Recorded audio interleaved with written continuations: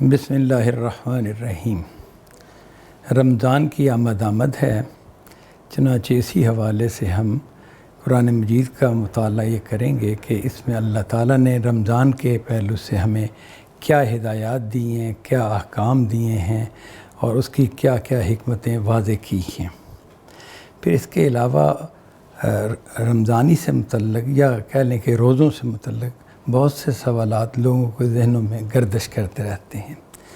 جو تہذیب کی تبدیلی اب آہستہ آہستہ سامنے آ رہی ہے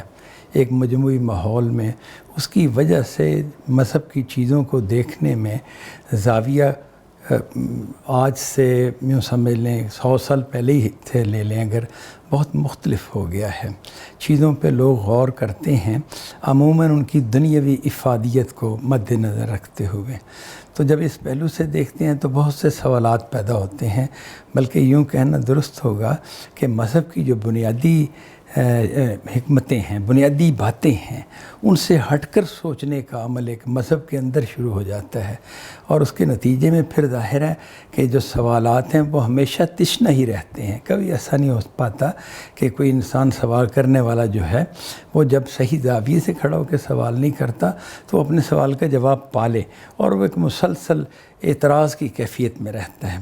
لیکن ہم انشاءاللہ قرآن مجید کی رہنمائی میں یہ دیکھیں گے کہ سوال کیا ہے اور اس کا صحیح جواب کیا ہے، اس کا صحیح تجزیہ کیا ہے۔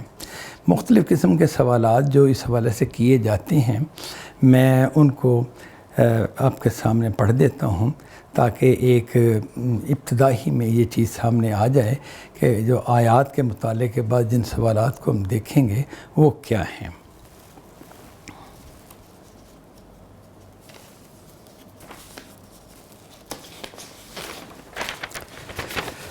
یہاں میں نے کچھ سوالات نوٹ کیے ہیں جو عموماً گردش کرتے رہتے ہیں لوگوں کے ذہنوں میں، اور پھر وہ پوچھتے بھی ہیں، اور جیسے میں نے آپ کو بتایا کہ اکثر تشنہ یعنی کہ تشنہ ہی رہتا ہے ان کا سوال، اپنا جواب نہیں پاتا۔ ایک سوال یہ ہے کہ روزے کے عمل سے کیا مراد ہے، یعنی روزہ کس نوعیت کا عمل ہے، کیوں کیا جائے، کیا چیز ہے یہ کیوں مطلب ہے، اس میں بھوکا رہنا پڑتا ہے تو یہ کیا عبادت ہوئی، یہ کیا عمل ہوا۔ اسی طرح ایک اور سوال ہے کہ روزہ جو ہے کیا مسلمانوں ہی کو حکم دیا گیا ہے، موسیٰ علیہ السلام کی امت کو بھی یہ کہا گیا تھا، عیسیٰ علیہ السلام کی امت کو بھی کہا گیا تھا، اس کی کیا تاریخ ہے۔ تو یہ سوال پھر یہ ہے کہ روزے کا مقصد ہے کیا، روزے سے ہو کیا جانا ہے، اگر ہم روزہ رکھ ہی لیں گے تو اس سے کیا فائدہ ہو جائے گا۔ اسی طرح یہ ہے کہ اگر انسان بیمار ہو، اس کے لیے روزہ رکھنا ممکن ہی نہ ہو تو پھر اسے کیا کرنا چاہیے، تو کیا وہ ایسا نہیں کہ روزہ اسے معاف ہونا چاہیے۔ تو اسی طرح پھر اور سوالات بھی ہیں کہ چلیں روزہ اگر رکھنا ہی تھا تو انسان جب آسانی محسوس کرتا رکھ لیتا، یہ کیوں کہا گیا ہے کہ رمضان کا مہینہ روزوں کے لیے خاص ہے، یعنی اس ایک خاص مہینے کو، کبھی یہ رمضان کا مہینہ گرمیوں میں آتا ہے، کبھی سردیوں میں آتا ہے، کبھی روزہ رکھنا آسان ہے، کبھی مشکل ہوتا ہے۔ پھر یہ بات بھی ہے کہ روزے بعض ملکوں میں بہت لمبے ہوتے ہیں، یعنی جو خط استوا سے دور ہیں شمالی طرف میں یا جنوبی طرف میں، خط استوا کے شمال و جنوب میں جو دور کے علاقوں میں ہیں وہاں روزے بہت لمبے ہوتے ہیں اور بعض اوقات بہت چھوٹے ہوتے ہیں، تو یہ کیا مسئلے ہیں۔ اسی طرح پھر یہ سوال ہے کہ قرآن مجید میں اس طرح اکثر خود اللہ تعالیٰ یہ بیان دیتے ہیں کہ اللہ تم سے آسانی چاہتا ہے، تم پر تنگی اور سختی نہیں چاہتا، تو اگر آسانی چاہتا ہے تو روزوں سے ہمیں وہ چھٹی دے دے، بھوکا رہنا پڑتا ہے، مشکل پڑتی ہے تو روزے نہ ہی رکھنے پڑیں، تو کیا یہ بہتر نہیں ہے، آسانی تو اس کو کہتے ہیں، تو یہ کیا چیز ہے جو خدا کہتے ہیں۔ اسی طرح کچھ سوالات اور بھی ہیں، تو یہ سارے سوالات جو ہیں انشاءاللہ ہم ان کو ایک ایک کر کے دیکھیں گے۔ اب سب سے پہلے میں جو آیات ہیں روزے سے متعلق، یعنی سورہ بقرہ کی 183 سے 185 تک 3 آیتیں ہیں یہ، کہ جس میں اللہ تعالیٰ نے روزے سے متعلق احکام بیان فرمائے ہیں اور روزے ہی سے متعلق جو ہدایات، جو گائیڈنس ہمیں دینا چاہیے وہ گائیڈنس دی ہے اس میں، تو اس کی ہم ابتدا کرتے ہیں۔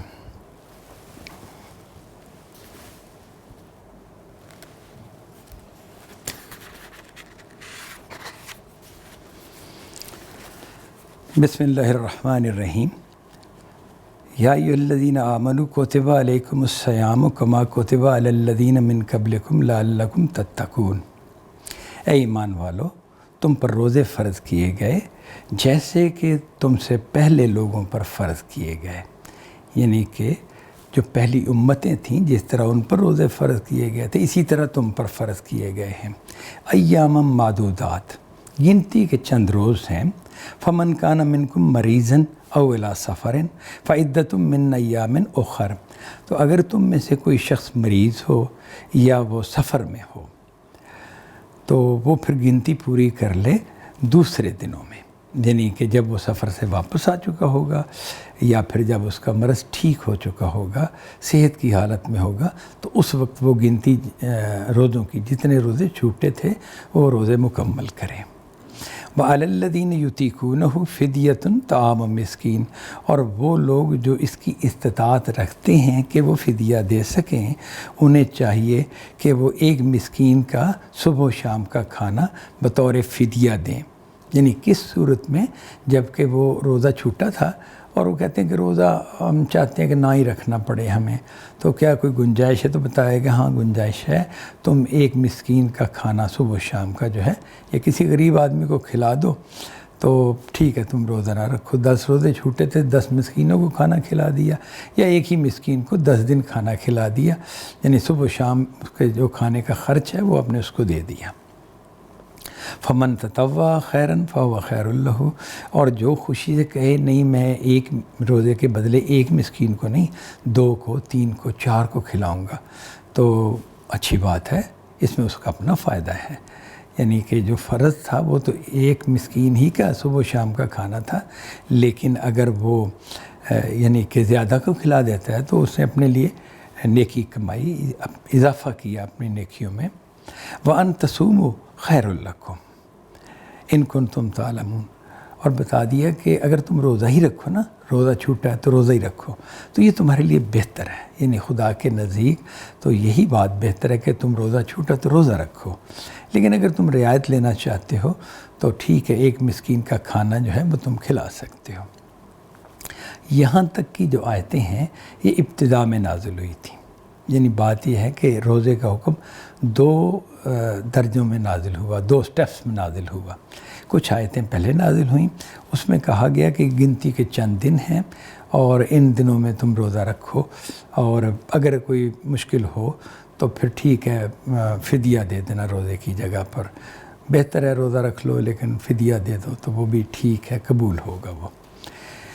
اس کے بعد پھر اگلے سٹیپ میں جو کچھ عرصے کے بعد جو آیتیں نازل ہوئیں روزے ہی سے متعلق، سورہ بقرہ میں ان کو اکٹھا کر دیا گیا ہے ایک ساتھ، ایسا لگتا ہے کہ جیسے یہ متصل ہے، لیکن نزول کے اعتبار سے متصل نہیں ہے،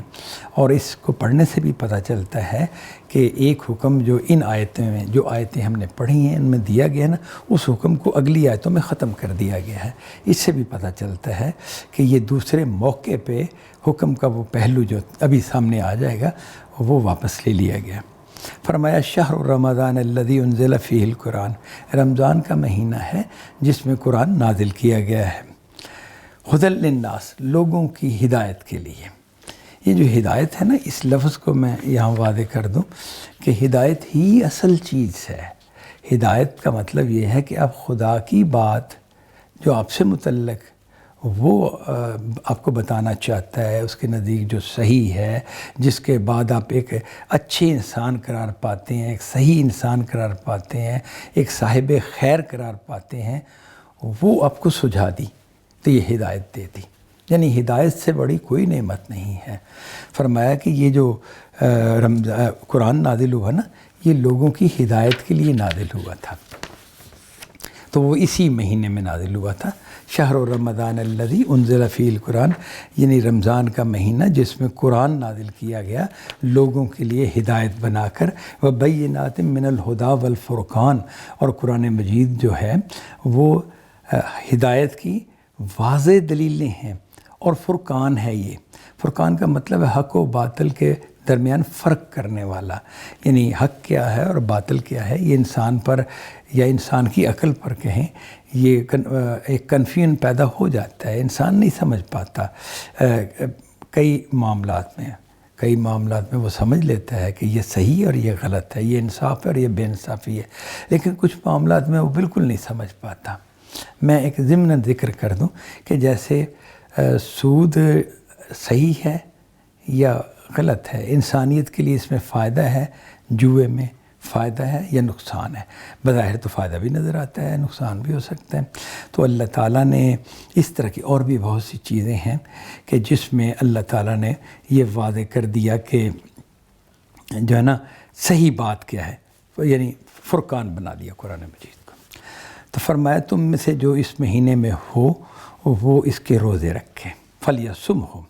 فمن شہد منکم الشہر فلیصمہ، تو جو تم میں سے اس مہینے میں موجود ہو وہ روزے رکھے۔ ومن کان مریضا او علی سفر فعدۃ من ایام اخر، تو جو تم میں سے مریض ہو یا سفر میں ہو، فعدۃ من ایام اخر، تو وہ دوسرے دنوں میں گنتی پوری کرے، یعنی جو روزے چھوٹے ہیں نا وہ پورے کریں۔ یرید اللہ بکم الیسر ولا یرید بکم العسر، اللہ تعالیٰ تمہارے ساتھ آسانی چاہتا ہے، وہ تم پر تنگی نہیں چاہتا۔ وَلِتُكْمِلُوا الْعِدَّةَ وَلِتُكَبِّرُوا اللَّهَ عَلَىٰ مَا هَدَاكُمْ وَلَعَلَّكُمْ تَشْكُرُونَ، اور اللہ تعالیٰ چاہتا ہے کہ تم گنتی پوری کرو، یعنی وہ جو پہلے رعایت دی گئی تھی کہ فدیہ رکھ لو، تو وہ فدیہ نہیں رکھیں گے، فدیہ نہیں کریں گے، اختیار آپ فدیہ دینے کا معاملہ، بلکہ آپ گنتی پوری کریں گے اور اللہ کی بڑائی بیان کریں گے۔ وَلَتُكَبِّرُوا اللَّهَ عَلَىٰ مَا هَدَاكُمْ، یہ جو قرآن کے ذریعے سے اللہ نے آپ کو ہدایت دی، اس پر اللہ تعالیٰ کی بڑائی بیان کریں گے، خدا کی عظمت، اس کی جلالت، اس کا ذکر کریں گے۔ وَلَعَلَّكُمْ تَشْكُرُونَ، اور تاکہ تم شکر گزاری اختیار کرو۔ روزے سے متعلق یہ آیتیں ہیں کہ جس میں بنیادی چیزیں ہمیں بتائی گئی ہیں۔ وآخر دعوانا ان الحمد للہ رب العالمین۔